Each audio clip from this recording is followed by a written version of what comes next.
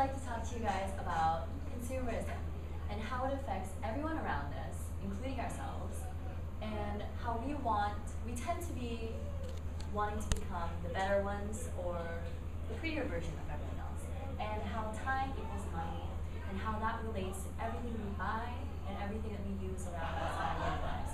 Now let's look at this. It's a house. In a house, we need food, we need housing, we need air conditioning, heaters, we need electricity.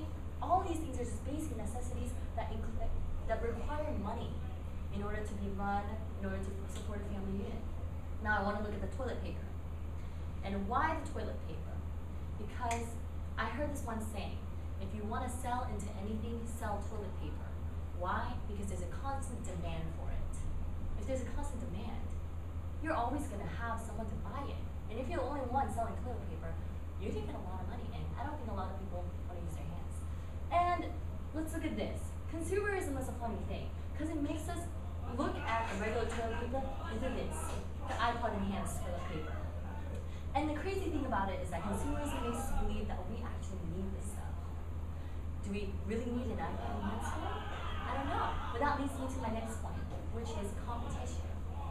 People want to compete against each other to be better, including producers and including buyers. Buyers just want to be better than everyone else, and producers want to make better versions of generic products that buyers buy.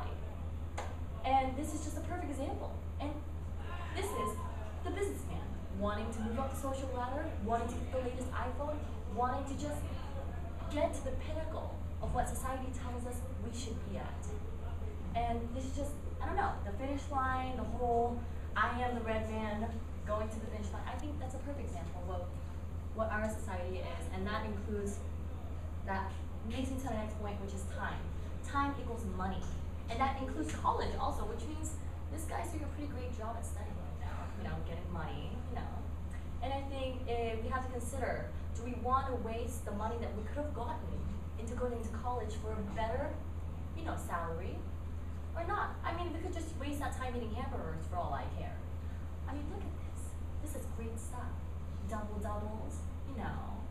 in and out, which leads me also to the idea of fast food production and how this thing is just a huge conglomerate of it just drives people, doesn't it? It just, fast food like McDonald's, Burger King, who knows? It just wants to make the best fries, best everything. Basic competition, and it makes people want to produce more and more and more. And now let's look at the simple patty. The Krabby Patty, I don't know. We have the bread, we have the patty, we have the lettuce, we have the tomato, and we have the occasional pickle slice, which I don't prefer. And we have the sesame seeds. Now, consumerism leads us to believe that we have to take this simple burger and make it into this massive, gargantuan of a sandwich. Now let's meet epic meal time. These men, they are focused on having a channel which makes huge, better products of just generic food. Which I think is the perfect example of competition and how we just want to be better and bigger and bigger. Which leads us to the hamburger bed. Awesome. It's funny because marketing, we want to go further with our logos. We want to drag everything that we have from a logo or a product, which, okay, people like hamburgers. Let's make a hamburger bed.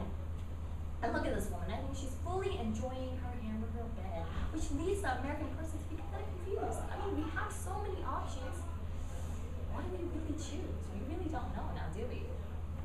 I mean, there's so many things to choose. I mean, how do we know what's really good for us? But thankfully, because of all of these choices that we ask ourselves, we can actually understand the fact that we actually have choices. We can actually find something in this world where we can have our own set preferences and find something that's fit for us because of this consumerism and how this runs. I mean, we can find things that make our lives so much more convenient.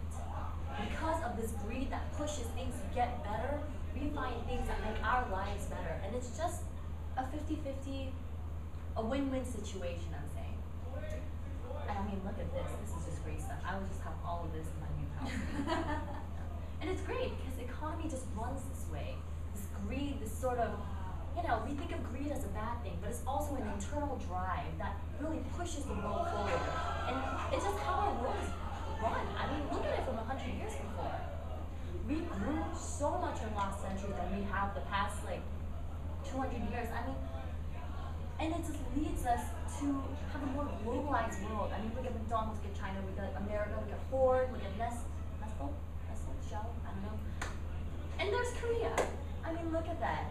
All of these brands and all of these nations connected together, intertwining, and it leads us to really just focus on this one goal.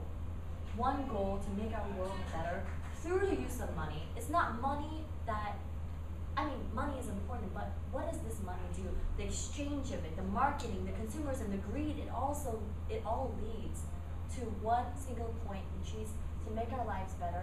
And now, because of this, we see that our own lives are so much better than it was 100 years before. We have computers, we have information at the tip of our fingernails. And we just see this sort of convenience that comes with this sort of fast-paced consumerism. And the beauty of it is that we put our own 2 cents in it. And this internal drive, it keeps us wanting to do better and better. And it makes our world continuously a better place because of consumerism. And thank you.